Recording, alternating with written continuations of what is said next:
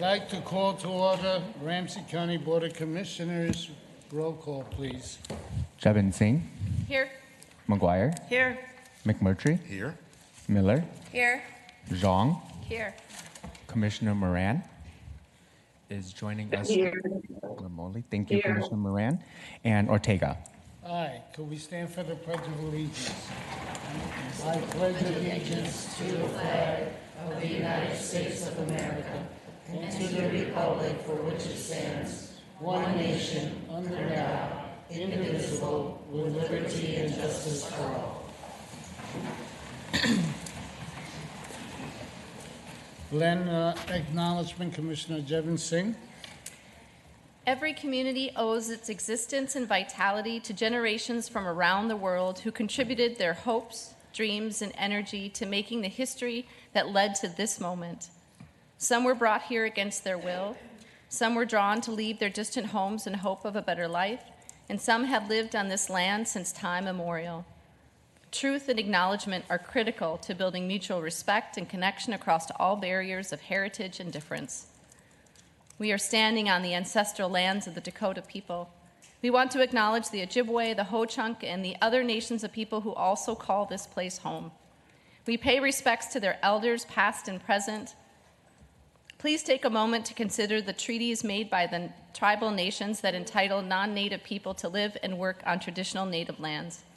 Consider the many legacies of violence, displacement, migration, and settlement that bring us together here today. And please join us in uncovering such truths at any and all public events. Thank you. I'll entertain a motion on the agenda of April 21st, 2026. So moved. Second. See no discussion, roll call. Jevin Singh, Aye. McGuire, Aye. McMurtry, Aye. Miller, Aye. Moran, Aye. Zhang, Aye. and Ortega. Aye. I'll entertain a motion on the minutes of April 14th, 2026. So moved. Second. See no discussion, roll call. Jevin Singh, Aye. McGuire, Aye. McMurtry, Aye. Miller, Aye. Moran, Aye. Zhang, Aye. and Ortega. Aye. We now have a proclamation for Brian Dean's retirement. Commissioner Singh.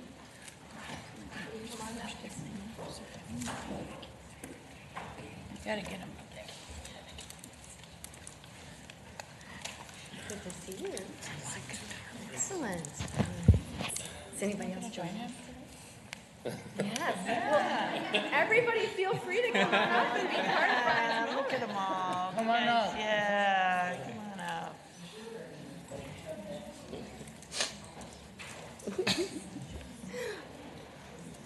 I love how the helpers are shy. They're like, no, no, no. Alrighty, well, while we are gathering, we are presenting this proclamation to honor Brian's 30 years of dedicated service to Ramsey County residents.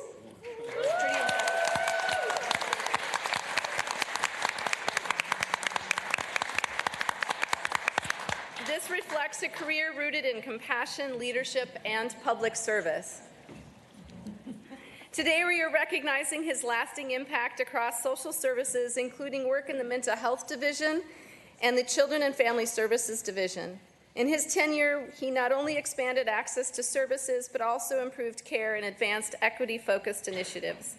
We present this proclamation to celebrate his legacy and express gratitude for the positive influence he had on residents, colleagues, and on the community, while wishing him well in a well-earned retirement.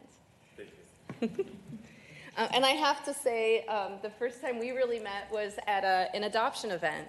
And it was wonderful to see the families, specifically who Brian had worked with and had impacted. Truly, your impact goes beyond anything we can describe today. So I'll go ahead and read the proclamation. Whereas Brian has provided dedicated service to Ramsey County residents for over 30 years in a variety of roles, ranging from frontline resident-facing work to leading larger initiatives, serving as interim program administrator, and offering extensive insight into county processes and systems to better support those in need, all while maintaining an uplifting spirit and bringing joy to his colleagues. And whereas Brian answered the call to serve individuals experiencing mental health needs by providing outpatient therapy at the Mental Health Center in St. Paul, and later transitioned to the Assertive Community Treatment Team, where he supported individuals requiring intensive, personalized community-based care to help them strive and achieve an advanced quality of life.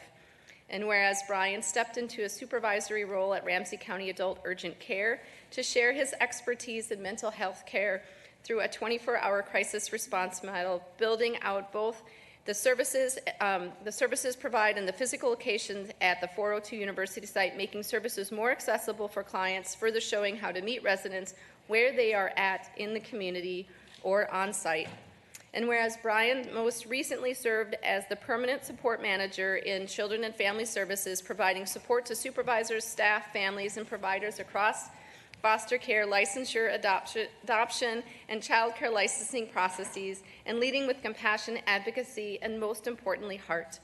And whereas Brian provided leadership in advancing key initiatives within Ramsey County Social Services, including Human Rights Campaign certification, the Quality Parenting Initiative, the development of the co-response crisis model, the establishment of employee resource groups in the Social Services Race Equity Leadership Group, and efforts to increase foster homes tailored to meet the needs of LGBTQ youth, safe places. And whereas Brian chooses to model the mission and values of Ramsey County each day, both professionally and in his personal life. And whereas Brian will now find himself in the morning listening to the birds sing as he sips his coffee, on the porch enjoying gardening in the afternoon, and his evenings out with friends at his favorite local restaurant, Lynette. And whereas Brian will spend time traveling with friends and family, both domestically to ride go-karts in Santa Claus, Indiana, internationally in Paris to keep his French language skills up to date, in Croatia to keep his legs young by bicycling up and down the Croatian coast. Now there be it proclaimed. The Ramsey County Board of Commissioners do hereby honor and celebrate the retirement of Brian Teen, expressing the sincerest gratitude for 3 decades of exceptional service supporting individual staff, providers, and families, and extend our best wishes for a joyful retirement filled with peace, happiness, and the flakiest French croissant.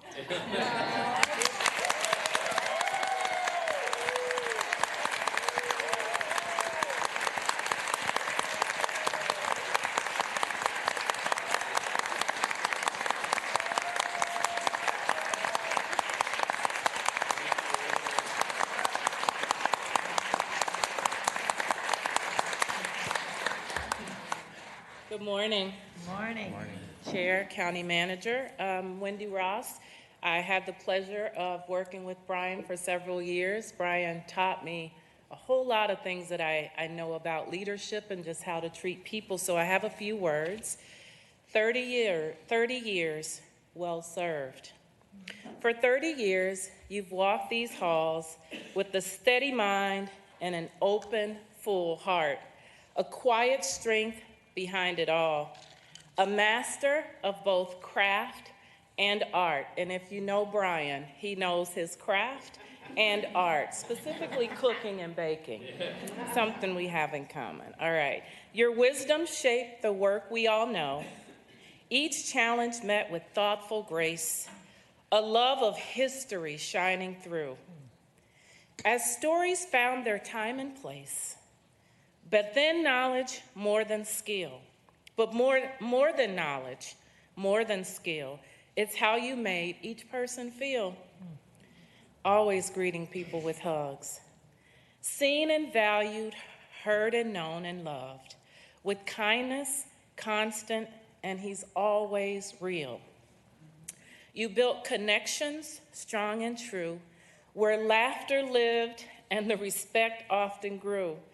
And left a mark we'll always see and feel, and all the things we strive to be. Now, Brian, uncharted chapters call your name. With time to wander, read, explore, to trace the past, to share the same great love of life that you've shown all of us. Though we'll miss your guiding way, your legacy will always remain. In the minds you shaped, and the lives you've changed, mine, and every lesson you sustain. So here's to you and all you've done, to 30 years so finely spun. May what comes next be just as bright, filled with wonder, joy, and light. Brian, the people of Ramsey County tremendously thank you. For this, for all your time and efforts and wisdom, this day is about you. Congratulations.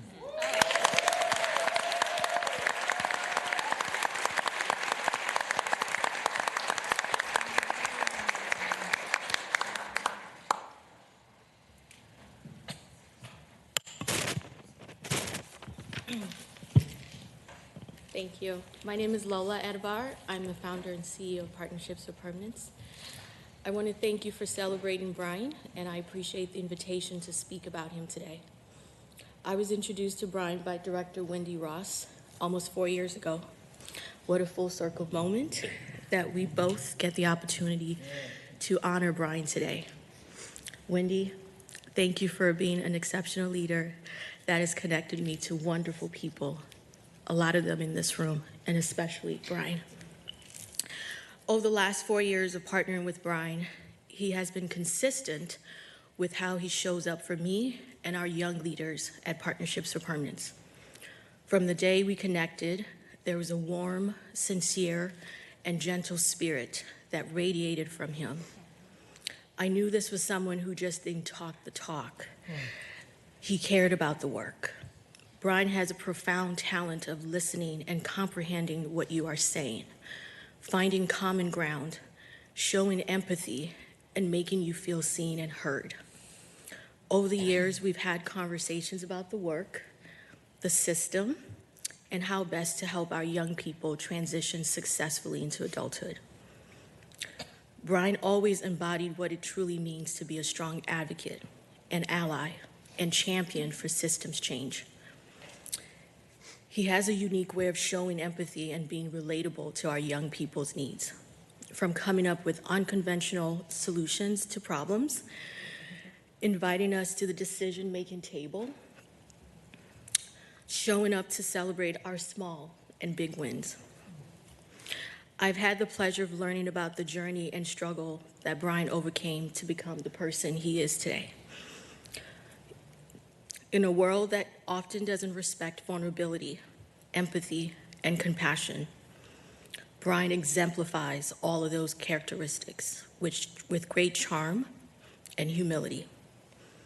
One of my favorite memories with Brian were the conversations we had about systems change challenges. He always gave me perspective, hope, and assurance that he would do everything in his power to ensure that I was heard and listened to.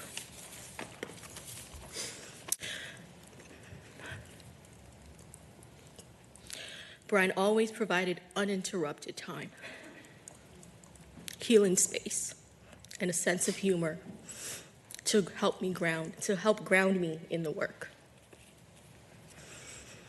I always felt rejuvenated and motivated after a conversation with Brian. And for that, I would like to say thank you on behalf of myself and our P4P young leaders for seeing us when we often felt dismissed and unappreciated by the system in the past. You showed up when we needed you, and you made sure that we were valued for our work in Ramsey County. Dang it, I said I was gonna cry. Making me cry. I'm a G, I got this, okay. For that, I would like to say thank you on behalf of myself and our P4P young leaders for seeing us when we often felt dismissed and unappreciated by the system in the past. You showed up when we needed you, and you made sure that we were valued for our work in Ramsey County. You advocated for us to have several seats at the decision-making table and recognizing the impact we make in improving the system. Your transformational leadership and gentle soul made a profound impact in Ramsey County. You made us believe that there are people who care about the work and want to make the system better for people like us. You will forever be missed by all of us at Partnerships for Permanence. We wish you a wonderful new chapter of life. Thank you for the many lives you have changed and transformed with your empathy, humility, and passion. My hope is that you have a life filled with peace, joy, and rest. Peace knowing that you made a profound impact in making the system better. Joy in knowing that you have a lot of people who care, respect, and love all of who you are. Rest so that you can fully embark on a new journey of doing everything and anything your heart desires. Cheers to a beautiful life and hearing the birds sing to you.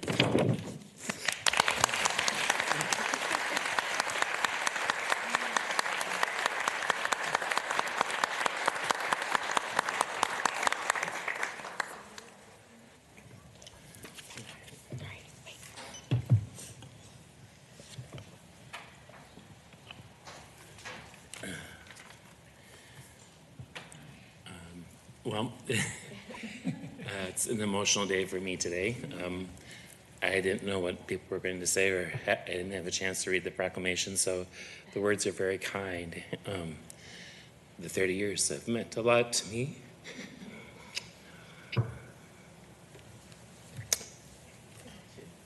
Yeah. A lot of my identity, a lot of my life has been with Ramsey County. I've been 50 years in work, social work before I came here, actually. But it's grounded in my family. Some of my family's here today.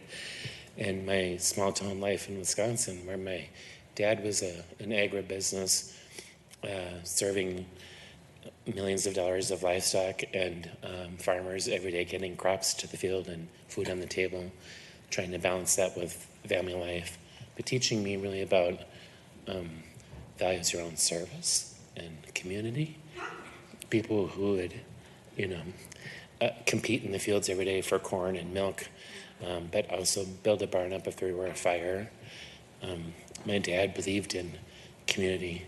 We had one of his workers had brain cancer at a time years ago, 50, 70 years ago, I don't know, a long time ago, when there weren't care or treatment for that. There wasn't insurance, but he carried Roger and his family through a year of salary so that his family could have food on their own table and be able to provide for each other. I learned then that that's what community is about and why service is important. Later I came into my own adulthood in a time of AIDS and HIV. It took lives of my friends.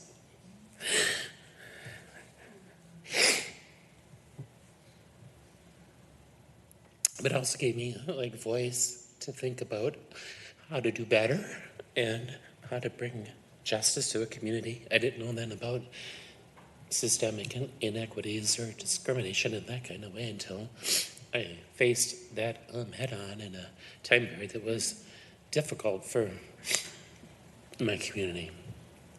But then believed that there was more to do and started into graduate school, and then after some soul searching came to Ramsey County, where I could live out a lot of those same values here. Every day in our work that we do is important work for our children and our families, for people who suffer with mental health, providing access and the ability to get care that they need when they need it. And so I've been very proud to be part of all that. I've been proud to kind of build a community. I have 30 more years of friends that I've made here.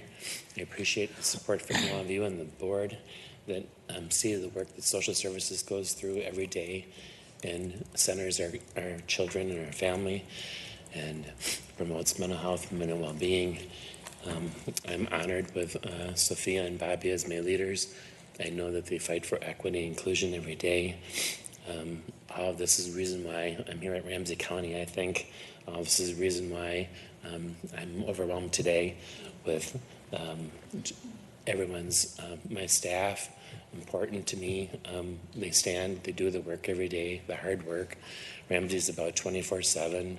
We don't rest here in social services. You know, we meet the needs of our community when we need to. My supervisors know that, my staff know that. Crisis knows that. The police department knows that. They can count on help and support from us in every way we can. Thank you to all the administrative support staff here today, to my friends at the Ramsey County Attorney's Office, and all of you. The work here matters, and thanks for letting me be part of that.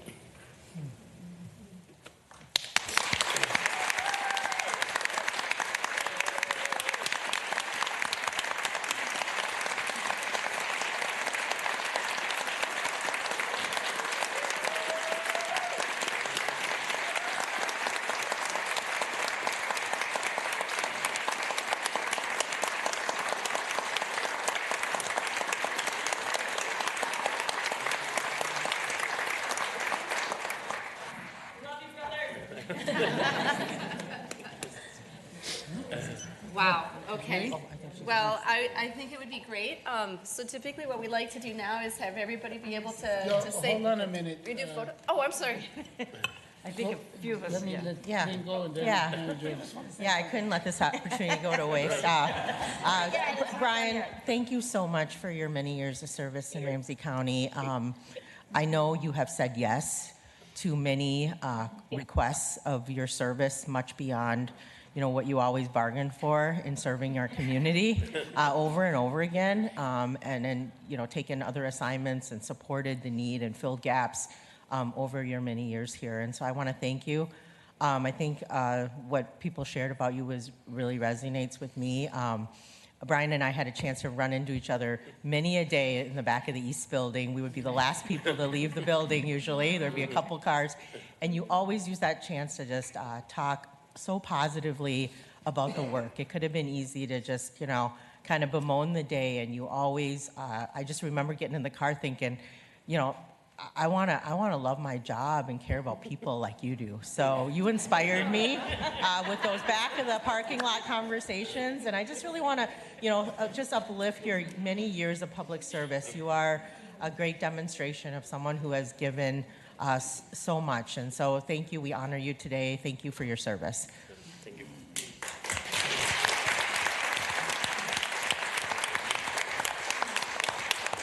you. Thank you, Mr. Chair. Well, Brian, I met you when I first got elected. It was 13 years ago. And, you come in as a new commissioner and you want to, change the world, and you want to do all these things that are, that change the system if it's not serving our residents the right way. And Ramsey County was trying their hardest. And I was really, focused and passionate about early childhood and childcare and families. And you and I had many conversations, and I thought, oh my God, this man is amazing. I mean, all the things that you've all said about him, trying to do the system challenges, but really doing it with a smile and doing it with such heart and really doing the best for our families. And it does get challenging. We're a big county, and I said we're the best county in the country, not because we do everything perfectly, but because we try to do better. And we have people like Brian here, who is the epitome of the most amazing person to help serve our residents. You were just there for them all the time, helping me understand how we were trying to do the good work. I know at the child care dinners, you were just everywhere. I said, I had to keep always looking to say, what is Brian's job? He's doing all these things. I was like, wow. So I just couldn't be more grateful. I know we all are, and what a testament to your work that you have so many people here in the chamber to really recognize that you do it all with such amazing grace and love, that you do this work. And we always want to say, no, don't leave, but we know that you really deserve a break, and we want you to have the best next adventures and in life, and know that we are eternally grateful, and our county is transformed because of you, and so are the residents. So thank you so much. Thank you.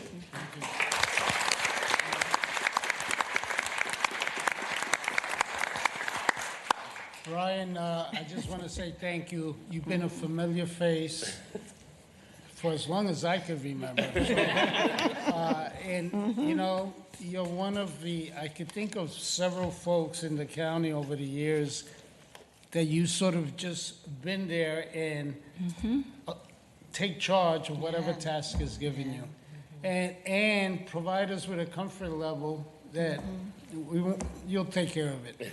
And Right. I just want to say thank you. I came up to Brian and I said, I thought he was getting an award. I didn't think he was retiring. He told me he's going in 2 weeks. I said, hell no. Well, thank you so much. I wish you could stay another 30 years. Take care, my friend.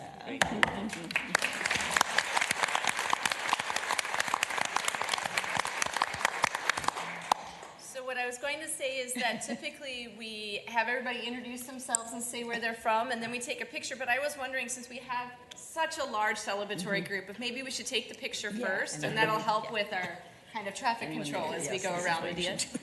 Yeah. Yes. Really?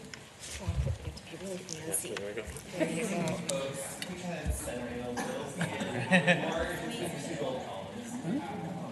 We can come forward if we need more Okay, people. that's pretty true.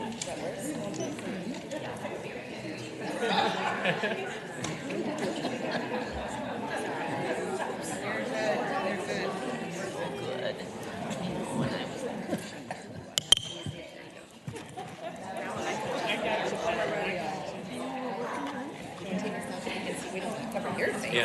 I can stand up and let that talk and not blocking anything. I'm always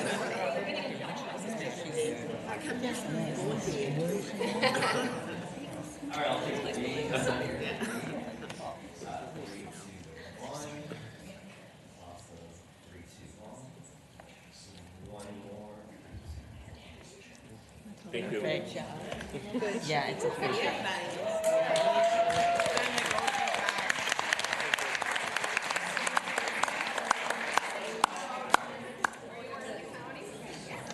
Say who you are and then move on.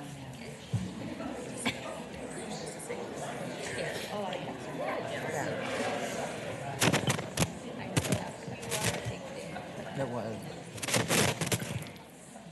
Lola still Adabar. dealing with some-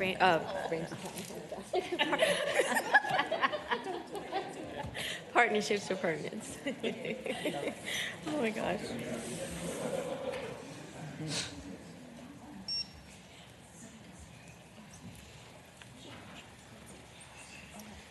Good morning. I'm lucky to be Brian's sister, Meg Pladel. I was wondering if you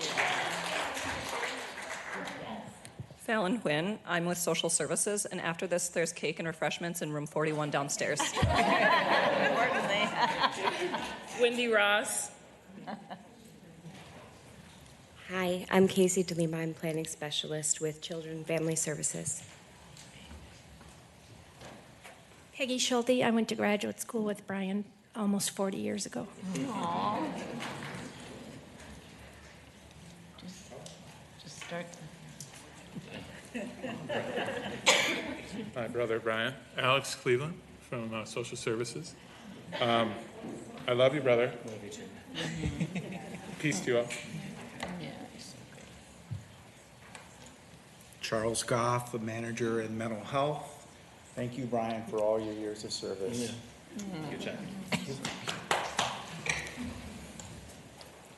Hi, I'm Amy Mueller. I'm a manager in Min Choices, and I had the pleasure of working with you in 2004. Sheila Collins. I've known Brian since about 1985, and I'm one of his many best friends. Chris Reiser, longtime friend. I'm one of his many best friends. Meredith Hicks, Planning Specialist in Aging and Disability Services. Thank you, Brian.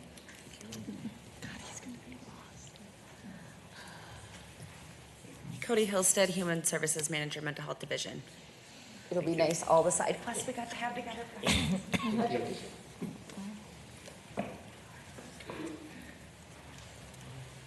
Katie Molinaire, Social Services. Congratulations and thank you, Brian. Thank you.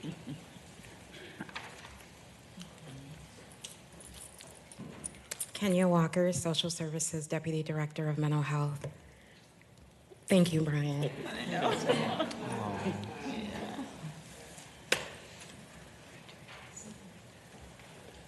Good morning, Tom Johnson, Social Services Administration Division.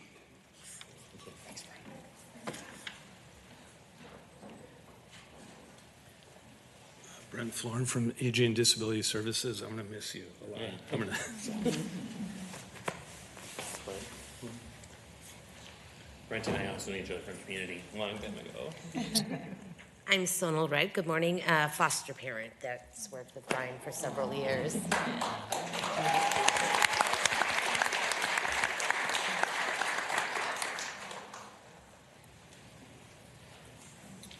Good morning, Karen Franklin, Supervisor under Brian.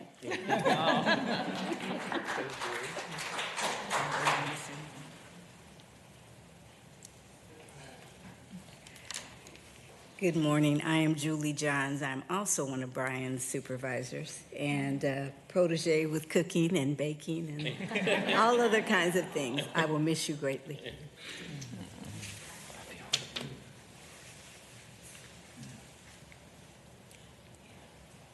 Kathy Eilers from the County Attorney's Office, and I just want to say how grateful we've been to have worked with Brian for many years, and just to say we're going to continue to be inspired by you even after you're gone. Thank you.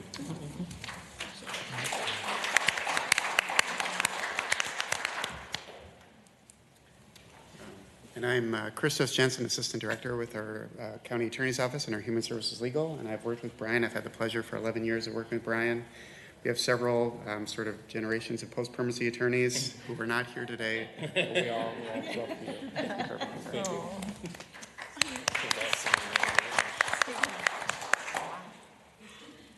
Amanda Sackmaster with the Ramsey County Attorney's Office. I am one of those post-permanency attorneys.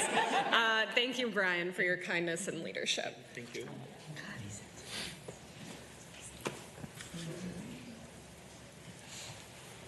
Good morning. My name is Maina Gunyi, Manager in Children and Family Services. Work closely with Brian, tried to persuade him to stay, but now I know you're going. I wish you the very best, Brian. Thank you. Thank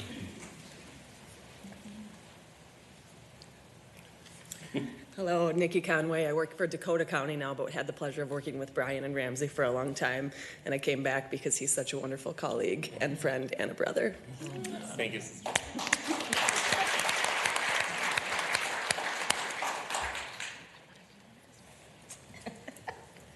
Anna Hewitt, Manager in Social Services. I've had the pleasure of working with Brian, gosh, for over 20 years and learning and just being thankful for the knowledge he shares.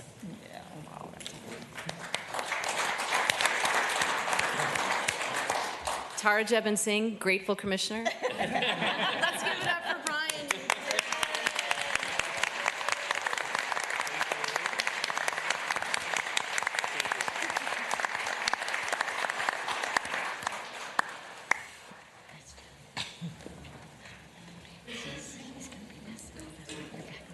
Okay, let's move on to the administrative agenda. Give you a.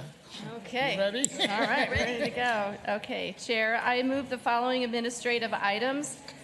Item number 4, public online auction of 34 tax forfeited properties utilizing MN bid. Number 5, sale of the Ramsey County East Kellogg property to LSBD Acquisitions, LLC. Mr. Chair, I'd like to pull that item, please. And item number 6, joint powers agreement with the City of Maplewood for the Appropriate Response Initiative's Community Responders Pilot Program. And I'd like to pull that item, please. Who wants to pull it? I'll pull it. Okay. Any discussion? Second. Oh, second. Second. See, no discussion, roll call. Jebin Singh, Aye. McGuire, Aye. McMurtry, Aye.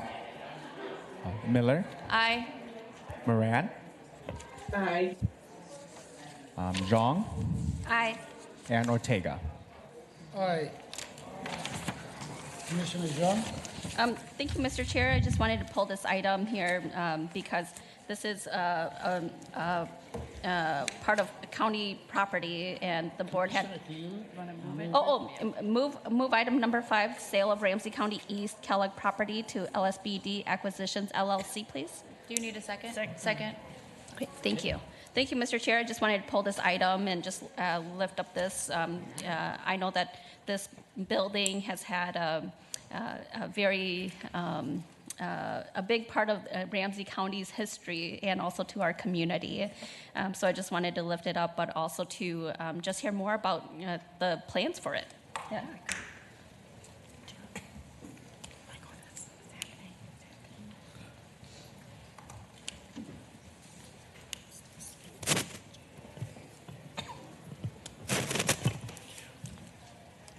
Good morning, Mr. Chair, Commissioner Zhang, Jean Kruger, Director of Property Management. Some of you know that we have been intending to vacate the East Building and sell it for a number of years. I'm very happy today to report on both fronts. One, which is we have vacated the building, and here presented to you today for approval, purchase and sale agreement that we have been negotiating over the last couple of months with a group which many of you might know of as Broadway Street Development Company. They are a local firm. They are very much about creating new, redeveloped, affordable housing, and that is their plan for this building.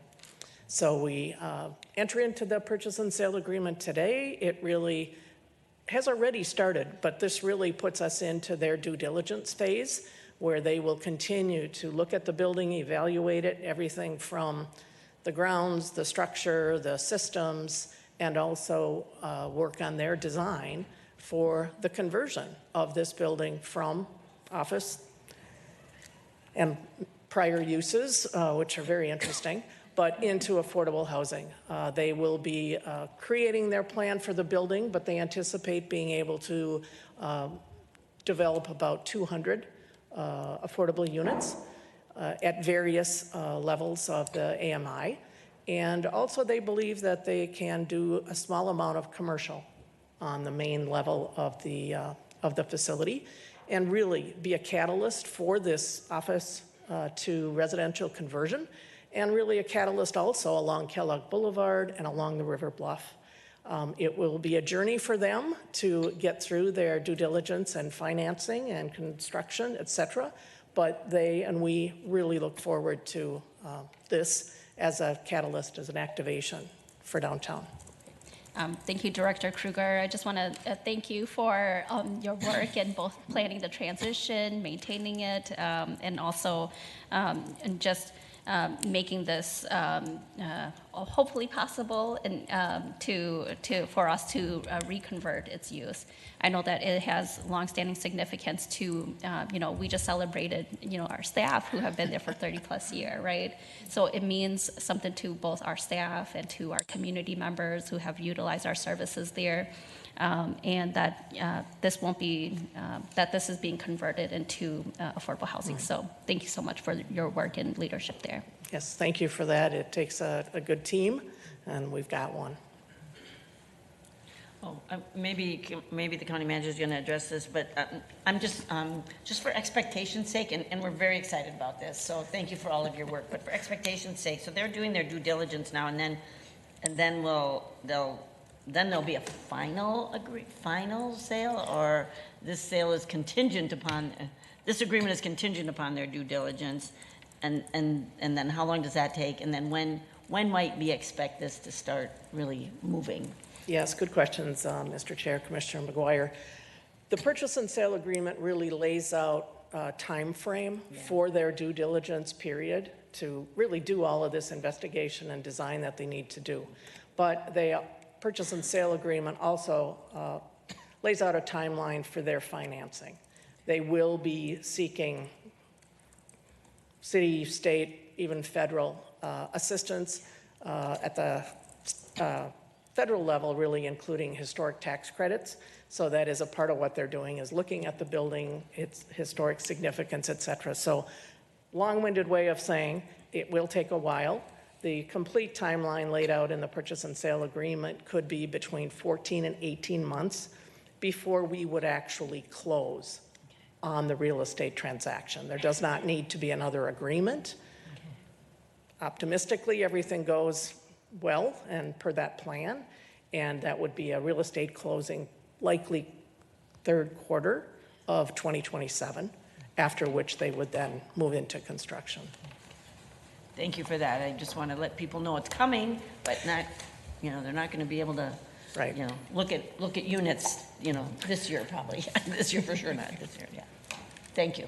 Lee? Yeah, thank you, Mr. Chair. I just didn't want to miss the opportunity to connect this RBA to our efforts last week with Building Stronger Together. Obviously, one of the key strategies was selling county-owned properties, and while the sale and sort of this being on the market has been over many years in the making, we're grateful to have partners like the city emphasize that they understand the need for this strategy and that they would work alongside us and our partners to help get some of these deals done. So I just want to make sure we kind of draw the thread to a newly packaged comprehensive economic development strategy, things we've already been actually working on. We're excited to accelerate, additional sales of county properties, but this is a good example of, us continuing to execute against that. Even prior to that strategy all coming together into like one package. But thank you, Jean, for your work. Kelly? I just had a couple questions. So I know that the proceeds from the sale, which we expect to close in 14 to 18 months, will go into the capital improvement plan or plan holding project. Can you explain more of that so our community members know that the proceeds from this aren't just going into some random fund, but it will be into a fund that will be used for future projects? Do you want to do that one, Director Kruger? Mr. Chair, Commissioner Miller, I'll take a stab at it, but a couple of years ago, as we were proceeding with the sale of the care center, that was in working with finance, really decided to establish this holding project as the recipient, if you will, of funds from the real estate sales. And proceeds from that sale went into that holding project, and the same with this. That then means for the use of those funds or expenditure of those funds, that would have to come back to the board in terms of what projects or what programs would be funded from that. I'll just see if Alex has. Do we know what projects and programs have been funded from that in previous years, so we can give kind of paint a bigger picture of this sale? Something CIPs. Okay, thank you, Mr. Chair. Commissioners, Commissioner Miller, excellent question. I'll have to get back to you on what exactly. Okay. There is still funding in that project from the care center, the sale of the care center building. The reason we want to put the money into that project is first, then it is up to you how you want to spend it. And it's also one-time money, so we want to be thoughtful about how we use it going forward to further things like Build Stronger Together and other programs that need one-time money to do those items. So we can follow up absolutely with what has been approved out of that project for use. Okay, thank you. Any further questions? Seeing no discussion, roll call. Jebin Singh, Aye. McGuire, Aye. McMurtry, Aye. Miller, Aye. Moran, Aye. Zhang, Aye. and Ortega. Aye. Commissioner Miller? Oh, yes. Thank you, Chair. Do I have to have a second? I'll move it. All right, thank you. Okay, I just wanted to pull this because I wanted to thank the city of Maplewood for being such a strong partner with Ramsey County. Efforts like this really show what's possible when we work together and we think differently about how we respond to and engage in community work. And so I just wanted to continue to thank Maplewood for being a strong partner with Ramsey County. So thank you. And that's it. Now, I have a question, if I may. Thank you, Mr. Chair. I also appreciate Maplewood and Ramsey County engaging in this partnership. I feel like, are there other cities that are in this, or is this the only city that's doing this type of that? Because I know that other, when other cities hear about it, they're like, oh, we want to do that too. And I know that some of them have social workers that we maybe partner with, but not necessarily on this exact thing. And so this is a pilot. So if other cities, want to do this, I mean, we're going to see how this goes first. And then, I'm seeing people coming here. I just want a little more background, because I know my cities are, that this is a great, I think this is a great project. These are great projects, and I think probably all our cities want to do this. But I'm glad we're piloting it with the cities. So good morning, talk about Chair. that. Good morning, Commissioners. County Manager Becker. So with the Appropriate Responses Initiative and our Community Responder Program, we are piloting it only in one city. We partnered with our community members to take a look at what cities had the highest call volume for the call types that fall within community response, which you might ask, how did we determine what those call types were? And that was determined during our co-design process, which we built with our community members and other system partners. And so after looking at that, we came across a couple of cities that were at a high volume.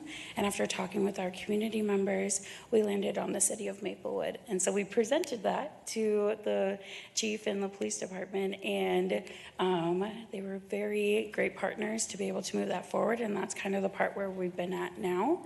When it comes to future cities and other cities wanting to be involved, we really want to use this pilot to see if the model works and look at how we can apply that to the future with future funding to kind of expand it.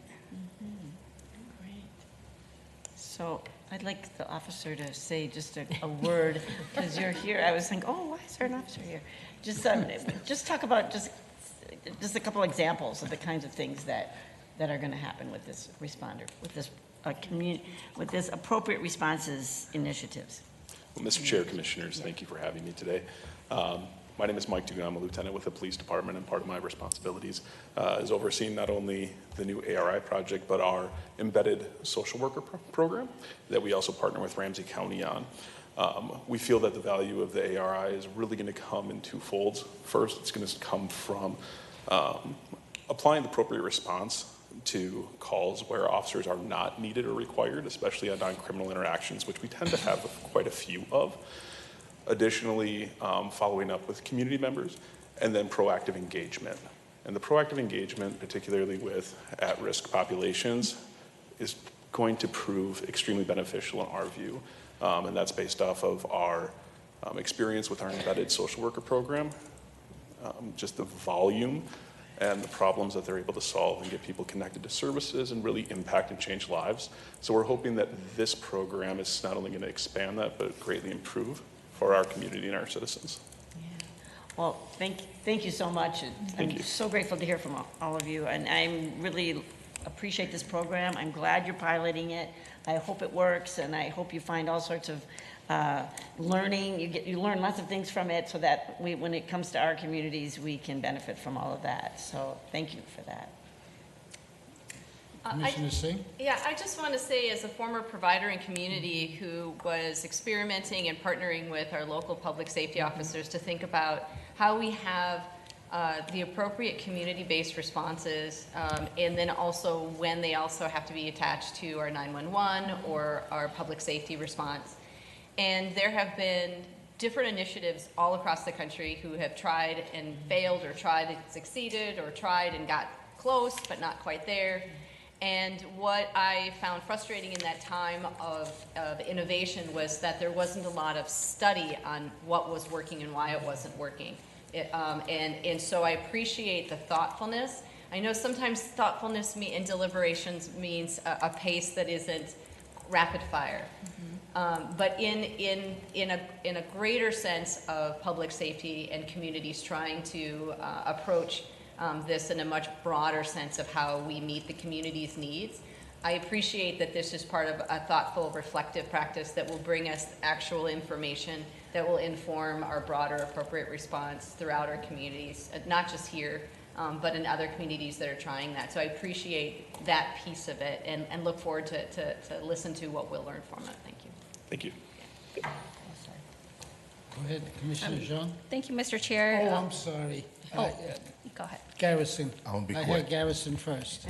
All good. No, I just wanted to lift up a lot of the things that my colleagues have said. I think this work is so important, especially as we look at public safety and how we continue to center the community needs. And this is a great example of how we can do that. And I also just want to take a quick moment and lift up the contractor who will be working with Roots Wellness Center, an amazing organization who's doing really transformational work throughout our community. So just wanted to lift that up because I think this is a great example of us continuing to look at ways that we can bring in some of those organizations who we know have the built-in credibility, the built-in resources and capabilities to move about doing this important work. And so just want to thank you again for leading this, and excited to see what the outcome's going to be, and hopefully that we'll continue to expand across the county. So thank you.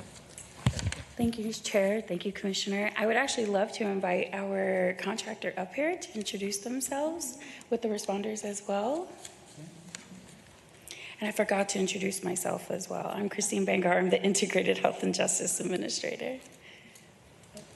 I'll pass it on to you guys if you want to come up and introduce yourself and your role.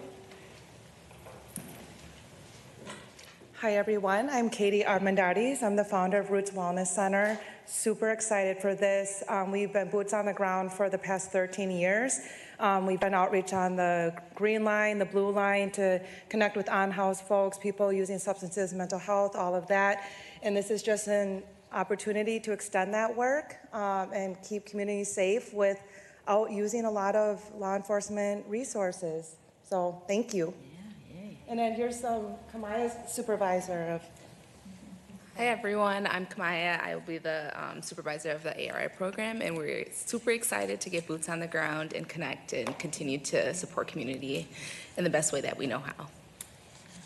Okay, thank you. All right, let the other two. The other two. This is my first time at a city council meeting.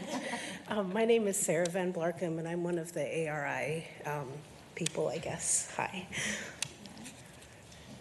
My name's Christina Paul. I am also one of the ARI team members. We've been really strong in the community already in Maplewood, just doing what we can, but we're very excited to partner with you guys personally. Thank you for the opportunity. Okay. Commissioner Jean. Thank you, Mr. Chair. I just want to thank the partners who made this possible, and also our staff and community members who helped to co-design this. This has been something that the county has invested in with ARPA funds, and it's finally coming to fruition with this pilot. So I just want to lift up that work. We've gotten several presentations here in my time about what the alternative response initiative is for the community responder side. And also that, it's our commitment that, not every call deserves or needs a police response. It really just needs folks to go out there to diffuse situations and or to meet residents where they are at. So I'm just really glad that the partnerships are there. I commend Maplewood for being willing and being a big partner in this and making this happen. So thank you all. Thank you for your good work. All right, I move that. Do I have to move it? Yes. Okay, I move. Second. Number 6. Second, did we get a Second. Seeing no further discussion, roll call. Jepin Singh. Aye. McGuire. Aye. McMurtry. Aye. Miller. Aye. Moran. Aye. Zhang. Aye. And Ortega. Aye. We now have a presentation on this board's favorite topic. Mosquito control. So interesting. Welcome. Who's on mosquito control? Who's on the board of mosquito control? Mr. Chair and Commissioners, thank you for inviting us here today. I also want, want to say, Alex, well, first of all, I'm Daniel Huff, and I'm the Executive Director of the Metropolitan Mosquito Control District, and I'm joined by my colleagues Alex Carlson, our Public Affairs Manager, and Josh Medetsky, who is the manager of our facility in Oakdale that serves Ramsey County. I also just want I to. just want to let you know we have Commissioner Moran on the screen. Oh, yes, Commissioner Moran. I feel like I should look for you, but I can't see you. Sitting in on the meeting. Commissioner Moran is our chair of the Metropolitan Mosquito Control District, and we are honored to have Commissioner Miller and Commissioner McMurtry, who also serve on our board representing the residents of Ramsey County. Before we really get into today's presentation, I do want to say that Alex and I go to each of the 7 counties every year to present. And Ramsey County really acknowledges the public service of its employees. Every time we come, we see you highlight and honor the amazing people that serve the residents of Ramsey County. And I believe that public service is very noble. And I appreciate your recognition of that as you honor people like Brian, who I wish I knew. So thank you for that. But I want to tell you about some of the service that MMCD provides. We serve all 7 counties in the metro area, and we are a public health function. People know us because we control mosquitoes that we all live to hate in Minnesota and make our summers and outdoors better. But our primary focus is protecting people from diseases that are carried by mosquitoes and ticks. And in 2024, we had the highest level or number of infected residents with West Nile virus, and last year we doubled that rate. We had some updated numbers than what Alex will show, but 51 people in the metro were infected with West Nile virus, and we had 28 people who were hospitalized. And unfortunately, we had 3 fatalities from West Nile virus, and that is carried by mosquitoes that we control and treat. So we do everything we can to suppress those vectors that carry those diseases and protect public health. But thank you for allowing us to be here today. I'm going to, with your permission, Mr. Chair, turn it over to Alex to give an update on what we've been doing in Ramsey County. So thank you. Thank you. Thank you, Mr. Chair and Commissioners. I enjoy these speaking opportunities every single year, one, because I just like to nerd out about bugs and it's fun to talk about, but also I kind of structured this so it answers some of the common questions that we get from the public, and with you all as kind of the frontline service talking to residents and stuff like that, I'm sure you're getting a lot of questions about when they see the helicopters or just when they're encountering mosquitoes during the summer, as we all do. So hopefully this will help guide some of those conversations as you speak with residents. So just first, some background. So we've been around since 1958, established. We are governed by county commissioners. So this year on our board, we're lucky to have Commissioner Moran as our chair. And also pictured here, Commissioners Miller and McMurtry, as they toured our Oakdale facility. They really got to experience the job front and hands-on. Our full service area is about... Yeah. Wait a minute, you left out Commissioner Moran. I think I have a different picture with Commissioner Moran. She didn't attend this one last December, but she's definitely been around. They're heavy. They're not light. Those backpacks are designed to carry granules, which is what we do for our application. So I'll talk about that in a little bit. But I think they're ready for the job now that they've had a little bit of hands-on experience. But our full service area is about 3,000 square miles and about 3.2 million residents that we serve. And we have 88,000 wetland habitats, and that's very important when it comes to mosquitoes. Our funding comes from property taxes. The median home throughout Ramsey County or throughout the Twin Cities pays about $11 per year. Our focus is on integrated pest management. So there are over 52 species of mosquitoes that are established in Minnesota. Not all of them are human biting. Not all of them carry diseases. So our focus is really we want to target the mosquitoes that are going to be harmful to people, whether they're carrying diseases or that's just generally nuisance or overwhelming human biting mosquitoes. So we start with surveillance. We send our staff out to check wetlands and swamps to find out what mosquitoes are out there. If you actually want to see a great up close and personal look at this, Josh was actually featured on Fox 9 News on Sunday night, walking through a wetland and showing, so that video is up on their website, showing kind of what we do to find out where the mosquitoes are. So we check those wetlands. We also do some adult surveillance where we're checking for the flying adult mosquitoes. We send those samples back to our entomology lab in St. Paul where they're identified so we can separate out which are the disease-carrying species, which are the non-human biting species, and really focus our treatments.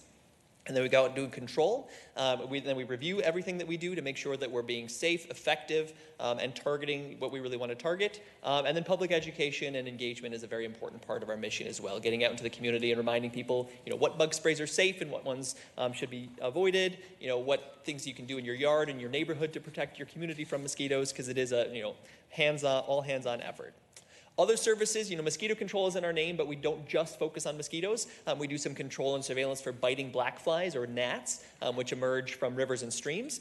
We also monitor tick populations and do a lot of public education about tick numbers, disease risks that they spread, and things like that. We have a website with interactive maps and a lot of cool features for people to learn more about mosquitoes and ticks. And then we do source reduction. So mosquitoes develop not only in wetlands, but also in human-made habitats like catch basins and waste tires, and anything that you leave out can hold standing water. So we go out and we remove some of these habitats, but we also do that public awareness to make sure people know that they're not leaving more mosquito habitat.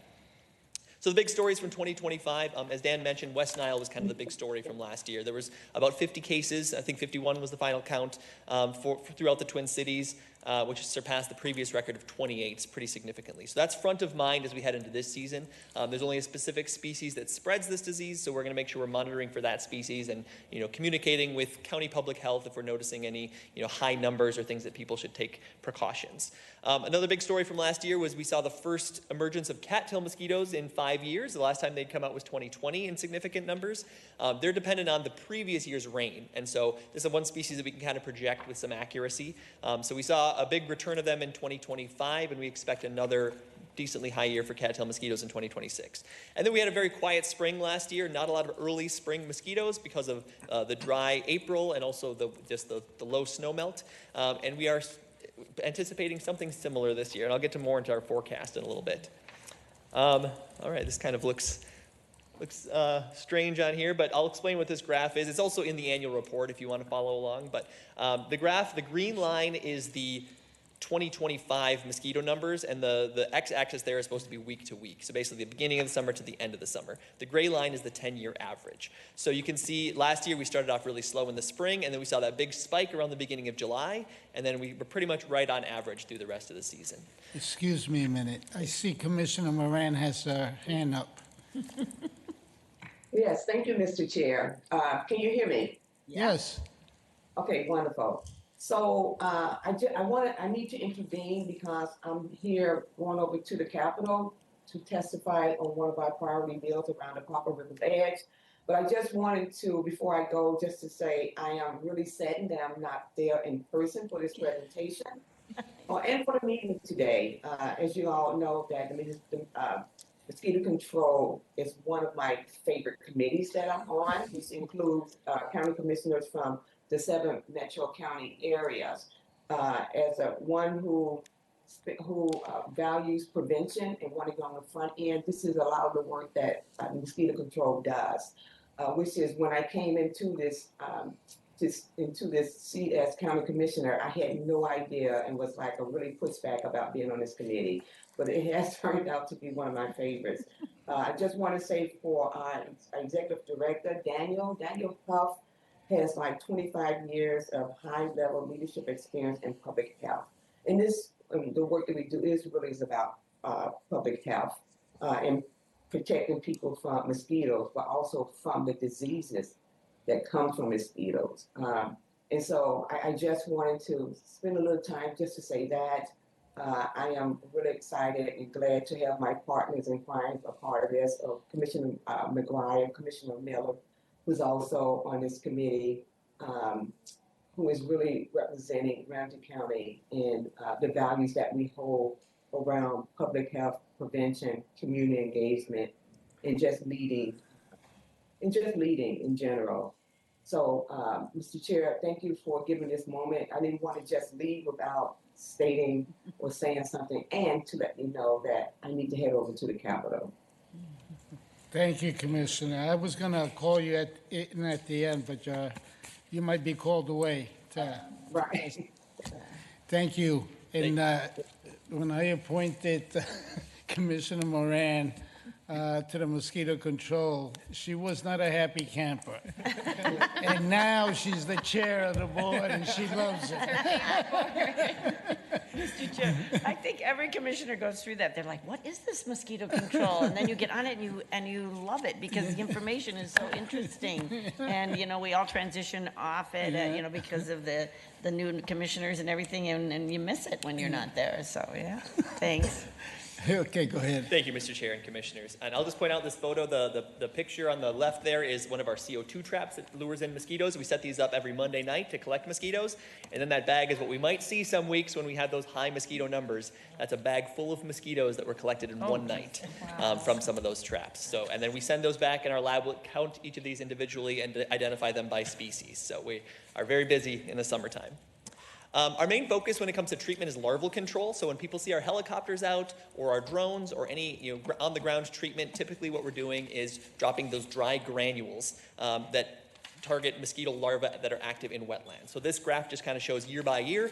2025 was actually our highest year for number of acres of larval control since 2016. A lot of this is determined by weather. We respond to most of our treatments with precipitation when we get about an inch of rain or more. And both 2024 and 2025, we had a lot of rain events. But we also were able to do some additional treatments for some of those cattail mosquitoes because we were projecting high numbers. So we were able to get out a little bit more and do some additional treatments. And you can see on the left, most of our acres are treated by helicopter, but we have been increasing our drone usage, and we will continue that this year. And then also we do a lot of on-the-ground, backpack, or hand treatments for some of those smaller sites. We do some adult control, mainly in response to disease concerns. So when we're seeing high numbers of West Nile cases or just concern that disease vectors are active, that's usually when we respond with adult control. So this is either cold fogging in the evening, like the picture there at the state fairgrounds, or sometimes on the ground with a backpack. But you can see the trend has really moved away from adult control and moved towards larval control, just because one, it's the most widespread, it's effective, and it's the safest. But we do see adult control as an important part of our program, especially when combating potential disease. Some Ramsey County numbers from last year. So 2024 and 2025 are very similar years in terms of weather. So we saw about the same number of acres inspected, slightly fewer but close to the same numbers of larval treatments. And then the acres of adult treatments went up. That was mainly in areas where we saw high West Nile activity. Catch basin treatment stayed about the same. So those roadside catch basins or stormwater drains or high mosquito habitat. So we do a lot of work there. And then we did remove 669 tires and had 239 residents call us. We always encourage people during the summer, if you're noticing anything unusual, some standing water that shouldn't be there or high mosquito activity, give us a call, and we always like to check it out. Mr. Chair, can I On the budget side of things. Excuse me. Sure. Just to let the viewing public know this, when you say acres of adult mosquito treatment, that means you kind of fly over and you spray this, right? So you spray these areas, and when you spray in, like it's almost 5 times more this year than last year. That's because you said of the West Nile, right? And Yes. it's certain areas that are prone to having these larvae in them, and then you just spray them. And how often do you have to spray them? Once a year, twice a year? Thank you, Mr. Chair and Commissioner McGuire. So for adult control, that's always done on the ground. So it's either when the truck-mounted cold fogger or from a backpack applying it to usually the edges of a mosquito harborage or an area where mosquitoes rest.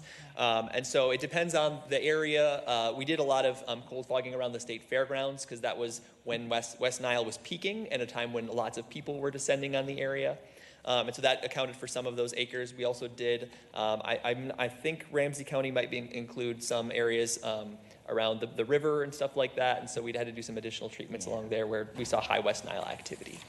Thank you. Thank you. And then for the budget side of things, this just shows the total amount of our budget and then the Ramsey County portion. So the increase from that from year over year, 2025 to 2026, is about $149,000 countywide. And again, the median home throughout the Twin Cities pays about $11 per year towards mosquito control services. Looking ahead to 2026 is the question we always get, what is the mosquito forecast for this year? And it's very hard to project the entire summer because we can't know when it's going to rain in July, this time of April, but there are some species we can predict. So the model on the bottom right there is our cattail mosquito projection. The yellow line is our projection, and the teal line is the average, and then the green bars are how much rainfall. So we are projecting more than we actually saw last year, but lower than the projection. You can see last year the actual came in a lot lower than the projection, and part of that was because we were able to refocus some of our spring treatments because we didn't have a lot of spring mosquitoes. We're able to redirect some of those control materials to the cattails.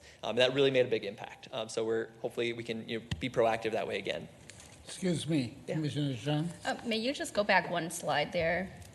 I just wanted to lift this up and also for the public to understand as well too about just the amount of regional work that we as a board have to do as well. It shows up, the levy shows up on our property tax statements as other jurisdictions, so it may not get itemized, so folks don't realize this, that, you know, all of our residents pay into this, and that our board, we have commissioners who have to serve on this board, the mosquito control board too, to also help make decisions around operations, strategic planning, and then also capital too. So speaking of the capital funding, you know, just from my time serving on the board, we had that discussion about making investments into our capital buildings or like just our materials and supplies too. Do you have that itemized or broken down from your operational budget and your capital expense budget? Mr. Chair, Commissioner Zhang, we have in our reserves, we have a capital fund of about $12 million. We're doing 2 capital projects right now. One is our laboratory. We're modernizing that lab, allowing for molecular testing of diseases as well as an insectary and then an expanded entomology lab. We estimate that'll be about a $5 million project. We are pursuing state bonding for that. And I hope you will be able to join us tomorrow for a meeting with Representative Finke, who will be there. And we're also looking at a Maple Grove expansion for a new warehouse, and that is about a $6 million project. We, at our operating budget, have a $1.1 million capital improvement to do all of our capital maintenance. We do own 6 facilities throughout the metro area, and as you know, these are the public's buildings. We're the steward of those buildings, and we need to make sure that we maintain them for continued use for the next decades. Thank you. Wonderful. Thank you. Thank you. Other predictions for next year, we are projecting cattail mosquitoes will be up again this year, similar to numbers that they probably were last year. And then finally, there is a projection of some slight increase of Lyme disease this spring. Ticks have a multi-year life cycle, so they live about 3 years. And then each spring, the nymphs emerge, which is kind of like the adolescent stage of ticks. And they're the most likely to spread Lyme disease because they are about the size of a poppy seed. They're very, very tiny, and so they can embed and stay attached for several days. So last year's late emergence of larval ticks, which is the pre-stage, indicates that we might see a higher risk of Lyme disease in the nymph ticks this May and June especially. So we're going to be putting a lot of information out to remind people to take precautions, make sure you're checking for ticks, and doing everything you can to reduce that risk of Lyme disease. Excuse me, what is the type of outreach that you do with Lyme disease? Because it's prevalent now, right? Yes. Every year it gets more and more prevalence. Yeah. Thank you, Mr. Chair. So actually, we have some cool outreach planned for ticks this year. One, we've already gotten a lot of media coverage talking about the risk already, so people are hopefully starting to take those precautions. But we have a new tick magnet, and it says, "Are you a tick magnet?" on it. But it also has something people can put on their fridge that lists the species of ticks with pictures and actual sizes.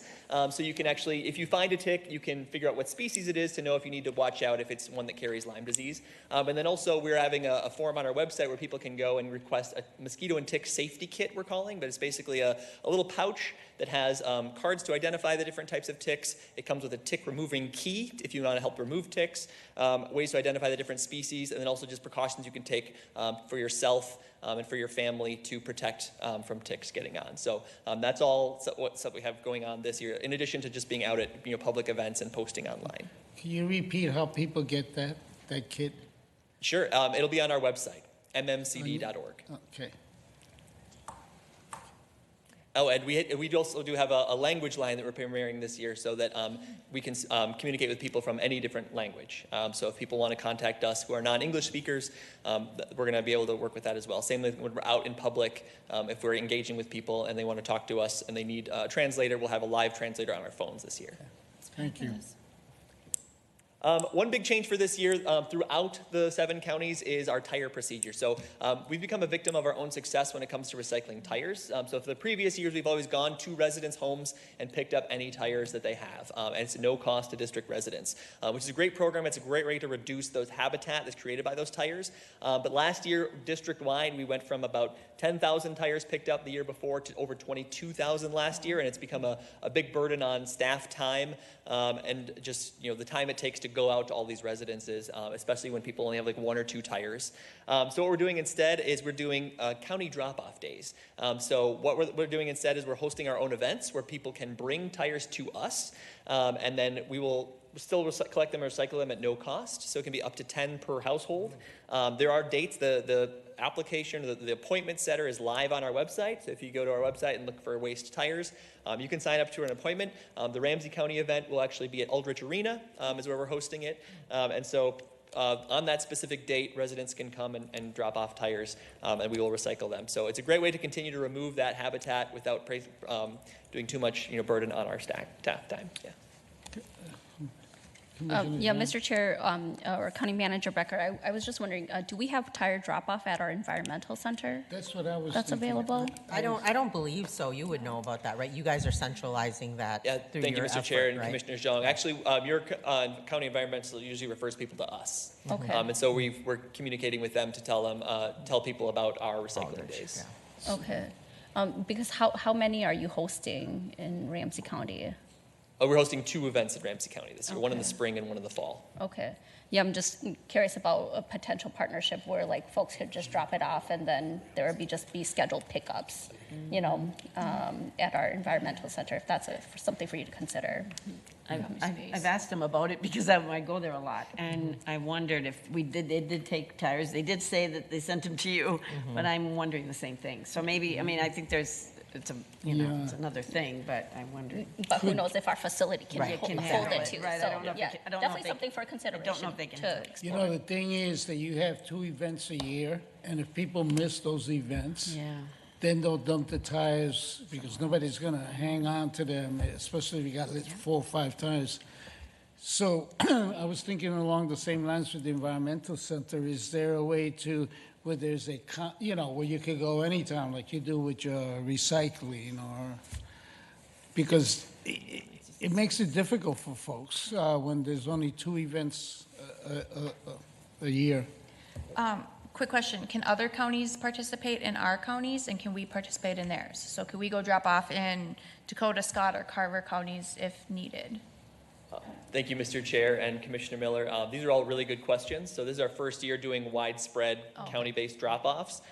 So right now, we're telling people to go to the one for their county. But I will also say, too, if we encounter tire piles that we consider mosquito habitat, we will still pick those up and recycle those. But by far, the most requests we're getting for tires are people who have 4 tires on the residence. And so those are the people we're really trying to refer. We'll tell them how to cover them up so they don't become a mosquito habitat. But more and more, we're going to houses throughout each county and picking up 3 or 4 tires per household. And that's what really becomes a strain on staff time. But if we're finding large tire piles and our staff determines that's a vector habitat, we will remove those tires. Got it. Thank you. Yep. And I can follow up with Public Health, Commissioner Ortega. I know that we piloted mattress recycling, and that's been really popular. So I think that team is trying to figure out, how to best utilize their resources. And I'm not sure if you guys have the, just because we can generate more tires, do you have actually the capacity or funding to dispose of tires year round? I don't know if that's the case on you might be spacing them out for other reasons besides just not having a location. Mr. Chair, Commissioners, County Manager, yes, we are limited just by the cost. We spent about $100,000 recycling tires last year. We are doing a few things, though. One is we are partnering with the Association of Minnesota Counties, looking to see if we can get a legislative policy of how we can better be stewards of tires, as with mattresses. Looking at how do we, computer recycling is built in now into the system. How do we make sure that tires are recycled as well without a burden on the individual taxpayer? But we are also happy, and County Manager, perhaps you and I can follow up to how we can partner with Ramsey County Environmental Management. We do partner with some cities and other counties and help cost share for tire disposal. So let's follow up and we can explore what sort of partnership we can work on together. Get our synergies and be better environmental stewards and also fiscal stewards. Mary Jo? Yeah, thank you, Mr. Chair. I appreciate all these efforts. I am curious, so is AMC working on producer responsibility for tires? Or, I mean, because I know we're working on mattress producers to take back their own mattresses, so the public doesn't have to pay for them twice, once when they buy them and then once when they dispose of them. But tires, same way. Like, do tire manufacturers take back tires? Like when you buy it, like does Costco take tires? Yes. Do you think? Okay, great. So they're If you get them mounted there. Pardon me? If you get them mounted there. Oh, really? If you get them mounted, then they'll take them. So, but we want tire manufacturers to take back their tires, and I just didn't know if that was a requirement or not, or if some places just do it as a service. But I know the legislation is they're picking products all the time to pick. Like, okay, we pick mattresses, and then we pick carpeting, and then we pick tires. So do we know that hasn't been done yet then, right? Tires has not been formalized yet. Mr. Chair, Commissioner McGuire, state statute says that tire sellers have to take back tires, but they can charge a fee. So it becomes a disincentive then. So often there'll be a fee charged. Right. And so we are looking at product stewardship, just like carpets and mattresses, of how we can incorporate that for tires as well. Well, I'm sure we'd be willing to put that on our legislative support list to have it be producer responsibility. Thank you. Thank you. Thank you, Commissioners. And I'll just wrap up with some of the frequently asked questions that we get, and there are quick responses for each of those. So the number one question we get from people is, I'm having issues with mosquitoes or black flies or ticks. What can I do? What can I do to protect myself or to protect my yard? So first, I refer people to our website. A couple of years ago, because we're getting this question, we put together a residence guide with over 40 tips for how to reduce mosquitoes, everything from protecting yourself, the recommended insect repellents and the ways to protect yourself, as well as just things you can do for your home or for your community to reduce mosquitoes. Simple things like putting a bubbler in your bird bath to keep mosquito larvae from showing up there. The next question we get is, what are you using and is it safe for people, for pets, for kids, for wildlife, for pollinators, and things like that? And so the response to that is all of our products are listed on our website, but the vast majority of our treatments are larval control materials, which are very safe for everything but mosquito larvae. They have a strain of bacteria that interacts with the alkaline gut of the mosquito larva. They're the only fly species, and one of the only species that has that specific type of alkaline gut. So anything else that eats this bacteria is not going to be affected. It only activates when it's in water, so it's not harmful to pollinators or other insects like that. So it's very controlled, very targeted, very specific. And we have lots of studies and stuff on our website if people want to get more information, but you can go look up that as well. And the final question that we get a lot, can I ride in the helicopter? And unfortunately, the answer is no. We don't even get to ride in the helicopters. They're contracted through a local company. They're not MMCD's helicopters. Well, Commissioner Miller wants a helicopter ride. I sat in one. Yes. So that was cool. We sat in one. Did you sit in one too? Oh. I even got a photo from the bottom so it looked like I was riding it. We did. Love it. I finally like to put in a plug for our maps. So one of the features on our website is people can look up their neighborhood and find all the mosquito habitats. So if you want to know where we're going to be active, you can find the different types of ponds and wetlands that produce mosquitoes. Really good information. It's updated in real time during the summer. So if we check a site, the information is going to be up there within minutes. And then finally, we do a lot of public outreach. So if you have any events or opportunities for us to engage with people in your community, please let us know. We do a lot of tabling events, public speaking, as well as parades. You can see here pictured as our giant mosquito float. And there in the foreground is our mascot. Her name is Victoria. So she makes appearances throughout the year as well. So if you know a group that we should connect with or an event that we should attend, please let us know. And with that, I'll wrap it up for any additional questions. I have one last question. Mary Jo. So when I was on mosquito control, of course, I always had a lot of questions because it was always fascinating to me. But if a community is having a big event, they can call you and maybe you spray for mosquitoes at that event? Maybe not households, but maybe communities, or just talk about when you might do a spraying for mosquitoes for events. Thank you, Mr. Chair and Commissioner McGuire. Yeah, so we do encourage cities, if they're having large public events, to call us. We may not do an adult mosquito control treatment, but we'll do some additional inspections the week before and do everything that we can. It's based on your surveillance numbers, the area around the event. Sometimes there's just not good areas to do treatments, but we'll do everything we can to reduce mosquitoes for that particular event. So if you can give us a couple weeks notice of the event, we can make sure that we're aware of it. Perfect. Thank you for that service. Kelly?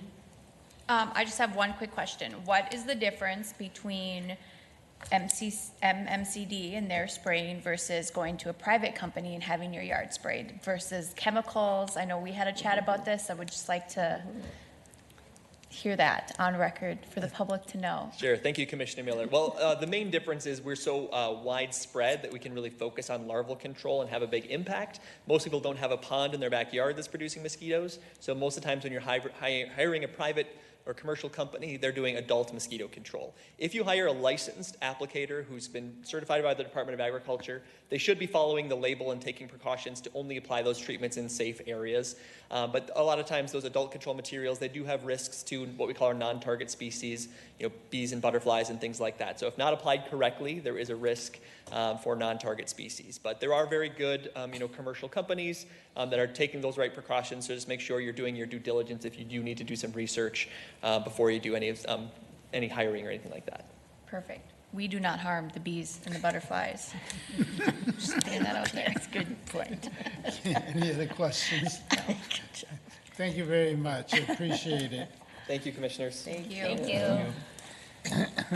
Okay, we will now move to legislative update. Thank you. Yes, thank you, Mr. Chair. We're so grateful that Commissioner Moran is down at the Capitol right now. As we know, she's testifying at an informational presentation on our top bonding request, which is the Park at River's Edge. So thanks to Commissioner Moran for being there as we speak. We're also asking all of you to reach out to your legislators, and we sent out a chart, to sort of give the make sure that we're all covering all of our legislators to ask them to advocate for this critical investment in our infrastructure, in our development, transportation, connectivity, and housing. So please text or call your legislators that are on the list and let them know that we support this bonding request, and they should talk to the members of the committee and talk to their colleagues who are on the committee and the chairs to get this bonding request, the Park at River's Edge, to happen. So thank you for all that work. And also at the Capitol, the finance bill deadline did pass last Friday, and we're tracking the omnibus policy and finance bills that have advanced. So those are big bills that passed, and they're looking at them now. It's to let us know how what was all in them. On the Senate side, the Senate Health and Human Services omnibus bill did include some major county provisions, including funding and a steering committee for human services technology modernization. This was something we've been working on. Limits on county share of SNAP administrative costs and ensuring the state bears the benefit cost. And provisions for implementation of the Minnesota African American Family Preservation and Child Welfare Disproportionality Act, which including moving case review from counties to the state. So those are some provisions that I know we worked on, AMC worked on, and many of the counties worked on, and those are in the Senate side. Unfortunately, the House has not been passing these omnibus bills, so there's not a companion in the House so far. So we're going to wait to see what provisions come through the House, which may be in separate bills, or what they might be added to other bills in Ways and Means or Conference Committee, because of course there's no more time to hear the bills in regular committee, so now anything else has to come through Ways and Means or Conference Committee. So we are just hopeful that some of the provisions we mostly need will be accepted by the House in the Conference Committee, which is the items I just mentioned. And then we're just going to keep following. We're going to keep working these next few weeks as members now are trying to get their provisions included in these bills that are moving.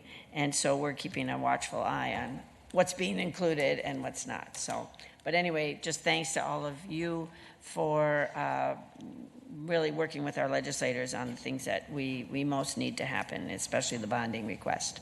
So thank you, Mr. Chair. Thank you. And thanks to all of you for all your work. I know you're all doing lots of work at the Capitol and talking to your legislators, and it's helpful. County Connections. Yeah, thank you. I'll try to be quick here, but I have a couple good news items. So the National Association of County Engineers had their national conference in Texas recently. It's the largest gathering of infrastructure professionals, and they give out one award annually, the David P. Brand Safety Award. This award recognizes individuals who demonstrate strong leadership, impact in improving roadway safety. Nominees are usually evaluated based on contributions to safety programs, policy, and their ability to sustain partnerships across multiple levels of government. I am so proud and pleased to announce that Brad Estuchin, our county engineer, was awarded this national award for his dedication to safety. He has worked for Ramsey County since 2019, and he was the state traffic safety engineer too. So it's really a kind of an achievement award in many ways. So congratulations to Brad, who's our county engineer, to get a national award. Yay, Brad. And Madam Chair, could I just add, Brad is a really great, he's a regular member of our Active Living Ramsey community. So we just appreciate that he's been so active in so many of the things that we value as a board. So thank you. So maybe that's probably one of the reasons why he won the award, is being involved in things like that. So other exciting thing, for those of you who sometimes are trying to catch a coffee or lunch with somebody downtown, Landmark Center has a new restaurant. It's Jenny's Cafe, soft opened on Monday, April 13th. It's open for breakfast and lunch from Monday through Friday from 8 a.m. to 2 p.m. So kind of encouraging people to do those connections over there to just Chef Joe Rutland is the former chef at Herbie's on the Park. He and his wife, Jen, are small business owners. There's going to be a phase 2. We're going to add a seating area. Will be completed by summer. They have some plans for a grand opening. So did you want to say something? I just wanted to thank my principal aide, Alexis Barner. She's been sitting on the subcommittee for the opening of that space. So our staffs work, make sure we're represented in those spaces. It's great. It's great to have another place to eat down there. So make sure you check it out, during the day here. And then lastly, I'd like to invite up Amelia Cruiser. She's our new CFO. And just thought we'd have a chance to meet her. Amelia brings over nobody's more excited than our COO of this side, but maybe me. But Amelia brings over 20 years of experience in public finance, policy, and program administration. I certainly appreciated meeting her in the last rounds of the interview, and she recently served as the finance director for the city of St. Louis Park, having worked at multiple levels of government. She's modernized financial processes, long-term capital planning, expanded budget transparency. Previously, she was the budget director for the city of Minneapolis, where she improved forecasting accuracy, reduced personnel costs by over $6 million, and helped to manage the ARPA funding there. And she also held several senior budget leadership roles at the state. So we welcome her to county government and also to Ramsey County, and thrilled to have her join and lead our finance team. So Amelia, do you want to say a few things? Welcome. Welcome. Thank you. Thank you so much for that warm welcome, Chair and Commissioners. My name is Amelia Kruver. I'm thrilled to be Ramsey County's new Chief Financial Officer. I'm coming to the county, as County Manager Becker said, from the city of St. Louis Park, where I worked as their finance director. I led a 3-year turnaround of their finance department, where we implemented and renewed many of their core financial processes, from banking to budgeting, and I trained in and hired over half the staff in that time. Before that, I worked up the street at the state, as well as at the city of Minneapolis, leading and coordinating budget processes. And in that time, I learned about the factors that drive our state's economy, that shape the decisions and discussions that go into state appropriations that have such a big impact on our cities and our counties. At the city of Minneapolis, I worked really hard to guide that city through the difficult time of the onset of the COVID pandemic, the reductions in budgets that needed to happen then, and then the quick appropriation of ARPA funds when they came from the federal government. We appropriated over $200 million of funds in about a year and a half, just really working to make sure we got money into the hands of businesses and people that needed it the most. My first few weeks here have been very energizing.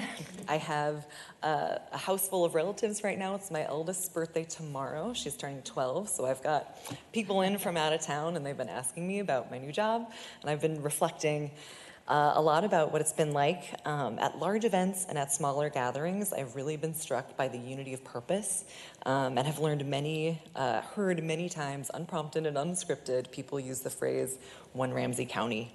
I've seen cross-departmental work, goal-driven work, and seen it called out and praised specifically by managers and by commissioners. And that kind of culture is just really exciting to be a part of, and I look forward to being a part of it and contributing to it. I am grateful for the opportunity to serve Ramsey County residents as the leader of the finance team, but I must take a moment to acknowledge the work and the staff of the current finance team and the previous leader and our current COO, Alex. They have been holding down the finance department, doing many jobs at once, and they have been very positive and helpful, showing me my footing and getting me into it. So I have to say a big thank you to them for a really wonderful first couple of weeks.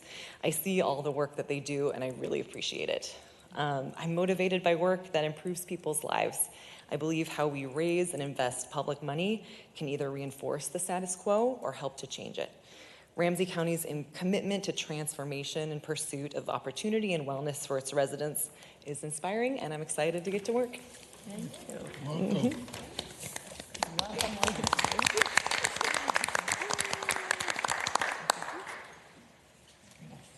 Okay, let's move on to, we're a little bit behind the 8 ball here, so if we could make our presentations as brief as possible. I can go. Go ahead. Yeah. Thank you, Mr. Chair. I was part of the Ramsey County Children's Mental Health Collaborative meeting as the chair of that board, and we received we approved our audit. It was an unmodified opinion, which is good. No material weaknesses and no legal compliance findings. So good reporting for us. In addition to that, I would say the biggest takeaway and flag was just about the underutilization that families are using for community-based services, that just accessing those accessing those have been hard and stressful for families. So they just emphasize the need and for more individual connection to the families really needing that support to manage stressful situations and moments and times. In addition to that, I attended the TAB meeting, the Transportation Advisory Board meeting, and we have a regional solicitation training that is out for organizations that, or cities, counties that are going to apply for it. We also are going to have an active transportation work group that's going to be ongoing now because of state funds that were given last year, and then it's going to be ongoing. So now we will continue that work group moving forward. Thank you. Thank you. Great. Mary Jo. Thanks, Mr. Chair. Well, this week is Earth Day week, and in that light, and it's also National Volunteer Week. So Little Canada had their kickoff celebration last night at Spooner Park, and St. Anthony Village hosted their Water Conservation and Education Fair at the City Hall last night, and kudos to the communities for hosting those things. Tonight, Battle Creek is having their parks clean up, so I encourage anyone to go to that. They're partnering with Goodhue County, Mighty Mississippi Cleanup Challenge, and we'll be cleaning Battle Creek to keep trash from emptying into the Mississippi. So it's tonight from 4 to 7. It's going to be a beautiful night to be out, so if people are able to do that, that would be great, so residents can organize and clean up anytime, but tonight there'll be just a special time to do that. Tomorrow is Earth Day, and so I encourage everyone to do something for Earth Day, and also the Ramsey County Library Friends annual spring used book sale fundraiser at Ramsey County Library in Roseville will be this coming week. So encourage people to use that. And this Saturday is Roseville's Earth Day celebration at Harriet Alexander Nature Center, and St. Anthony's having their village spring cleanup for Earth Week on Saturday as well from 10 to noon. So kudos to the communities for all the good work they're doing. Thanks. Great. Commissioner Singh? Yes, County Manager Becker and I were able to have an introductory conversation with the new Executive Director of NAMI Minnesota, Marcus Schmidt, and it was lovely to be able to connect on many aligned projects and concerns and to kind of reestablish that partnership, and happy that we had that time. A number of us were able to attend Mayor Herr's inaugural, State of the St. Paul address. It's lovely to see the potential partnership, especially with our Build Stronger Together and other initiatives to revitalize downtown St. Paul. I want to thank Dave Triplett, our election manager, for doing a election presentation for the Shoreview City Council last night. I know he's out hitting all of our corners of the county, but it's important now more than ever. So many of our constituents are concerned about the safety, security, and the continuity of our elections. So I just appreciate the efforts of that whole team to continue to ensure that sense of trust and ease for anybody who's eligible to vote. I just also want to say that on Wednesday night from 5 to 7 is Tamarack Nature Center's Volunteer Appreciation Pancake Dinner. So I just want to thank all of the folks who do tremendous work of keeping that regional nature center and educational location up and running all of the time. So I was there for a walk in the dead of winter and saw somebody doing their maple syrup in their, bringing down the syrup down and doing all that. There's somebody who's in there at that shack all the time, keeping things going. So lots of volunteers. So thank you for folks who are doing that work.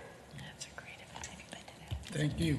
Garrison. Thank you, Mr. Chair. I'll be really quick. Last week I had a chance to speak and provide county updates at the Como Park District Council annual meeting.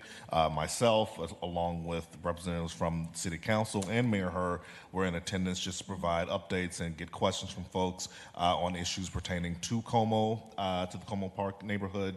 So it was just great to be in community with folks and to hear what their concerns are and how we can help as a county. And then the last thing I wanted to quickly highlight is that I met with and toured the Neighborhood Development Center, which is right at the corner of Dale and University. Learned a lot from their Vice President Ben Johnson as well as his staff, and got a chance to tour the space and learn more about the incredible resources and services they provide, especially to small businesses across the community. And so this is technically in Commissioner Moran's district, but we are right on the border with each other. So just great to finally connect with this organization and see about ways that we could potentially partner with them as a county. That's it. Thank you. I will Kelly? be quick. I hosted in-district hours in White Bear Lake and met with the Zero Waste Coalition. I want to thank them for coming to meet with me. And then in North St. Paul, I met with the Battle Creek Dog Park group, which was really great. So thanks to them and to our Parks and Recs team for continuing to work with them. They are excited about some updates that will be happening. And other than that, I am done. Thank you. We have a workshop that's being chaired by Garrison, Commissioner McMurtry. 5-minute break. And then this evening, we have a 1:30 closed meeting regarding the T. Williams matter. Okay. We are adjourned. Thank you. Jason, if